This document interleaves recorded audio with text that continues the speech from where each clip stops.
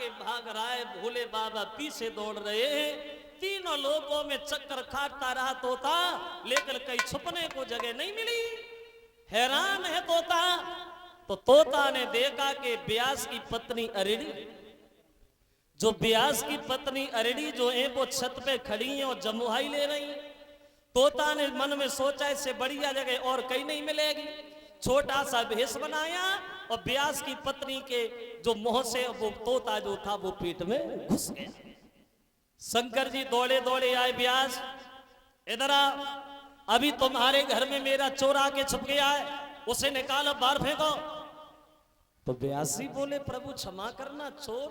अरे हमारा कितना बड़ा घर है, आप अंदर घुस गई देख लो, हम तो सुबह से घर पे ही, मेरे सामने तो कोई नहीं आया, चोर किधर से आ गया? तो पत्नी ने उत्तर दिया प्रभु ऐसा लगा कि तोते का बच्चा तो हमारे पेट में चला गया। तो ब्यास जी बोले प्रभु क्षमा करना, अगर तोता आपका दुश्मन है तो पहले हमारी पत्नी को मारो फिर अपने दुश्मन को मारो, के तोता ऐसे तो बाहर आएगा नहीं।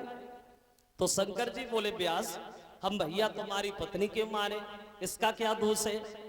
हम तुम्हारी पत्नी नहीं मारेंगे, लेकिन हम इस तोता का इंतजार करेंगे। ये तोता पेट में कब तक रहेगा? हम तब तक जाएंगे नहीं जब तक ये बाहर नहीं आएगा।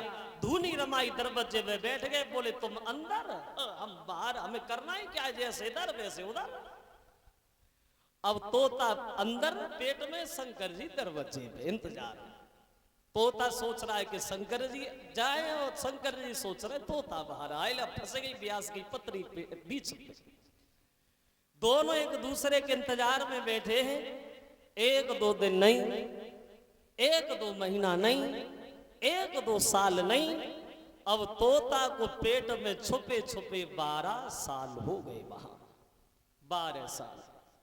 और जब 12 साल व्यतीत हुए तो अब ब्यास की पत्नी के पेट में दर्द शुरू हुआ। और जब दर्द शुरू हुआ तो ब्यास शंकर जी से बोले प्रभु क्षमा करना, आप जाओगे नहीं और तोता बाहर नहीं आएगा, लगता है कि तुम्हारे चक्कर में हमारी पत्नी भी गई, अब हम क्या करें?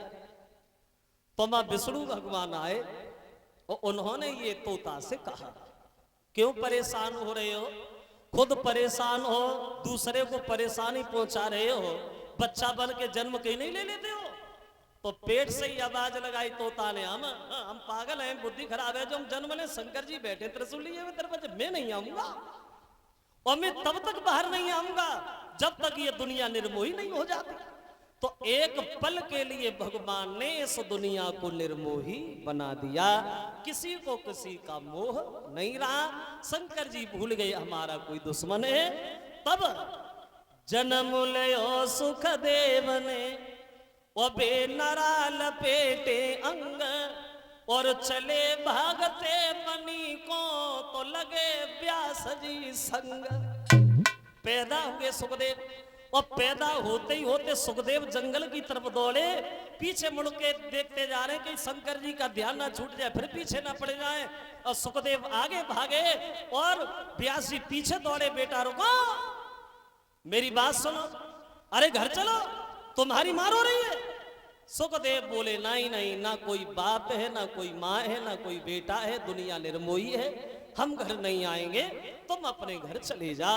तो ये व्यास घर लौटे आए और ये सुखदेव जो थे जो जंगल में भाग गए।